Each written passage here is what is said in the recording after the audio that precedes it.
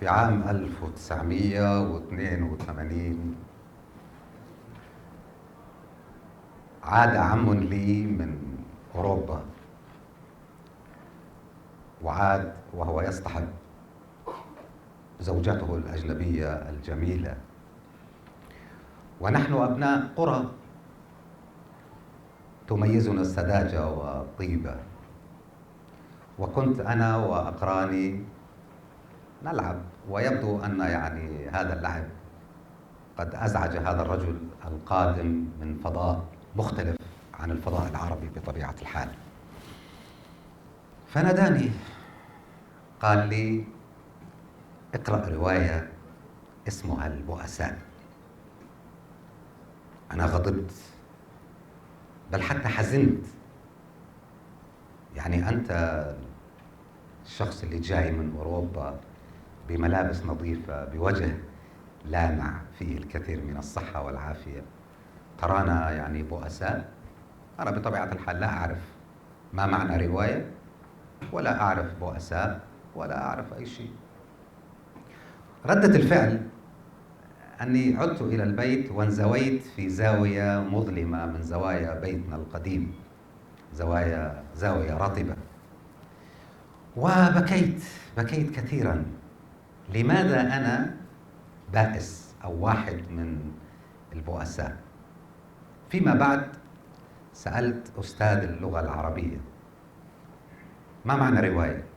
يا أستاذ شو يعني رواية؟ قال لي: الرواية هي كتاب فيه حكاية، وهذه الحكاية فيها مجموعة من الشخصيات والأحداث، وتكتب بأسلوب مشوق. قلت: هل هناك رواية عنوانها البؤساء؟ قال لي: نعم، هذه الرواية لكاتب اسمه فيكتور هوغو. طيب أنا من وين بدي أجيب هاي الرواية؟ قال لي: اذهب إلى المكتبة العامة في مدينة مادبا وستحصل على هذه الرواية. وحينما ذهبت سخرت مني أمينة المكتبة، الله يطول بعمرها الآن، تقدرني وتحترمني وأحترمها وأقدرها، وقلت: أنا أريد رواية البؤساء. قالت: أنت؟ قلت: نعم، أنا أريد رواية البؤساء. المهم يا سادتي، حصلت على هذه الرواية وعدت إلى البيت، قرأتها للمرة الأولى. بطبيعة الحال تغيبت عن المدرسة مع علمي أنه في عقاب ينتظرني. قرأت هذه الرواية للمرة الأولى وللمرة الثانية وللمرة الثالثة حتى بدأت أفهم. المرة الرابعة أصبت بلوثة، حالة من الجنون. أصبحت أنا جزء من شخصيات الرواية أو عوالمها. ابن القرية، هذه القرية التي منازلها قليلة، أجواءها فيها شيء من الكآبة ومن الفقر وأشياء كثيرة. في الصباح بجانب البيت في شجرة سرو عالية، تسلقت هذه الشجرة إلى رأسها. عمي رحمة الله عليه بطبيعة الحال ناداني، قال لي: شو تساوي؟ قلت له: أريد أن أرى باريس. قال لي: تريد أن ترى باريس؟ يا ابني، باريس بيننا وبينها محيطات وأنهار وبحار ومسافات بعيدة. أريد أن أرى باريس وجان فالجان وكوزيت وحواري باريس وكل هذه العوالم التي تختلف عن عوالم القرية التي أعيشها.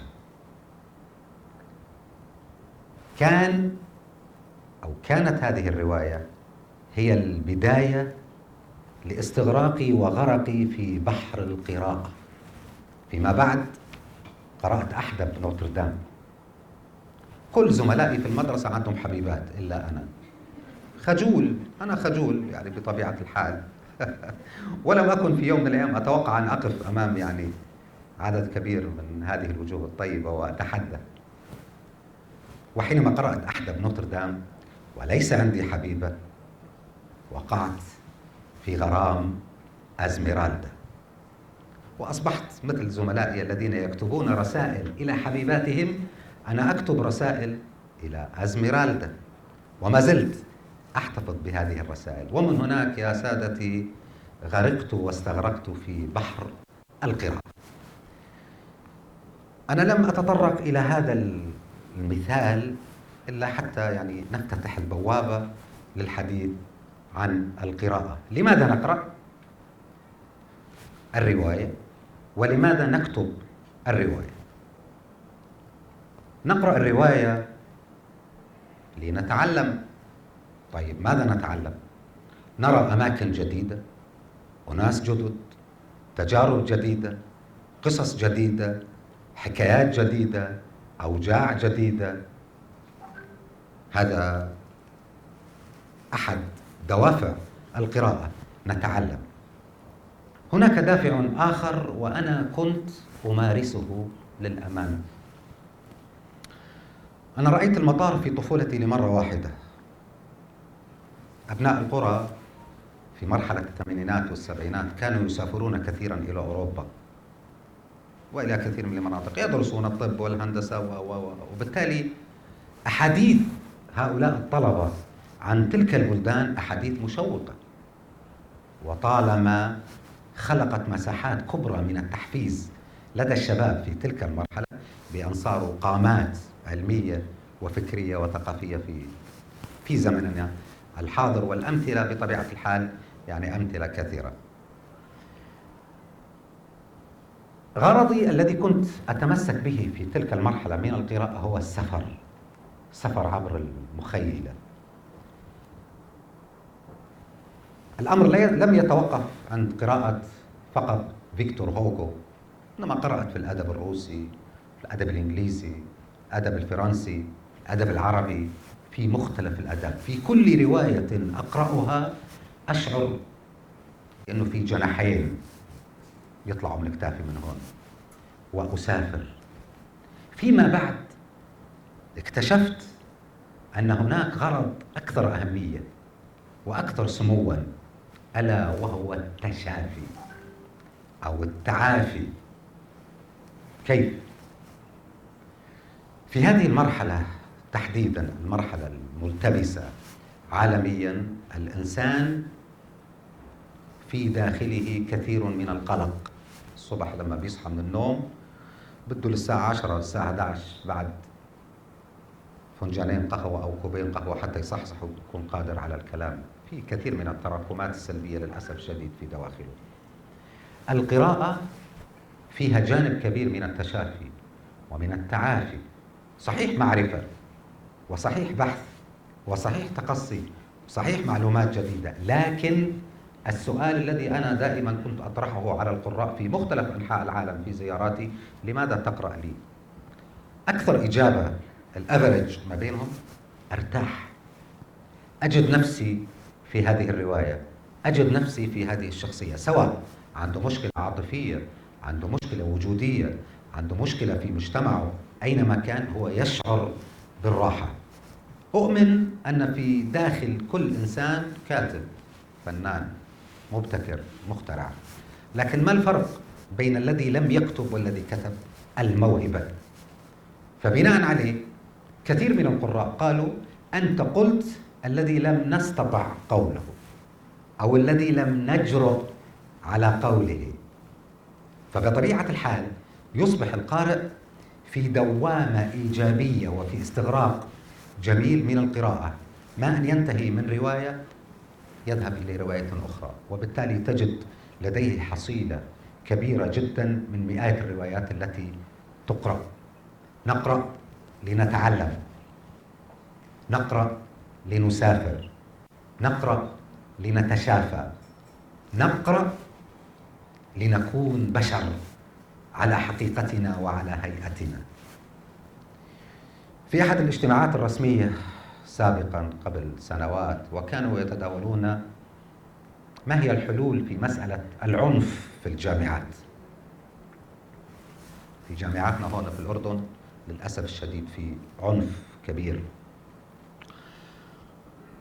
قلت: تخيلوا أن هذا الطالب الذي يمارس العنف في هذه الباحة التعليمية، تخيلوا لو أنه قرأ على الأقل 50 كتاب، سيتهذب، ستصبح رؤيته للكون أكثر عمقاً، سينظر إلى الحياة وإلى نفسه من زاوية أخرى. القراءة تجعلك ترتقي على كثير من البؤر التي تحط من إنسانيتك.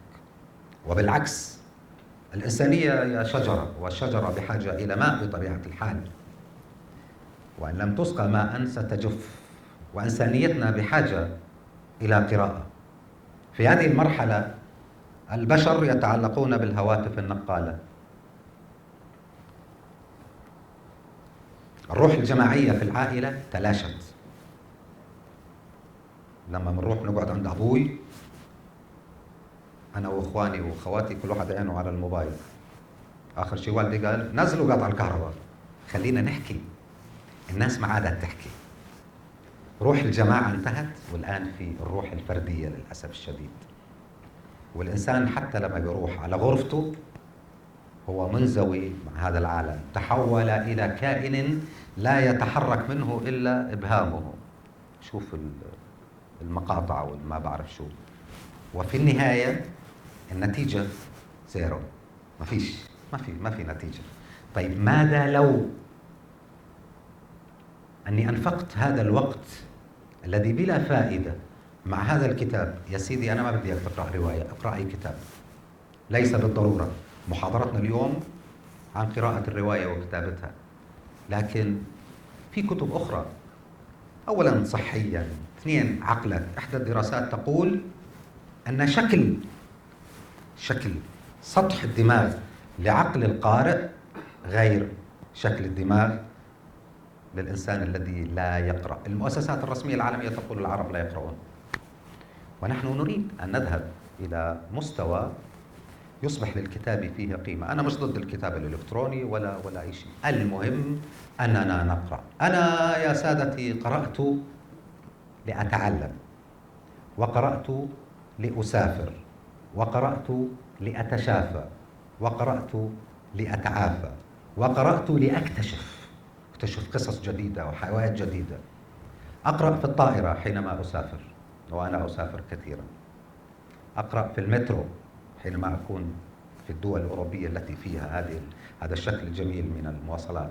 أقرأ في الشارع، أقرأ قبل النوم، أقرأ دائما.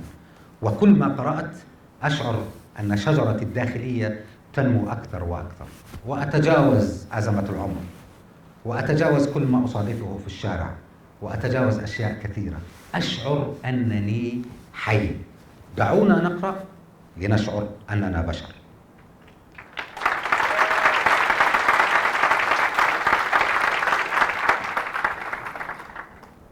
أما فيما يخص الكتابة،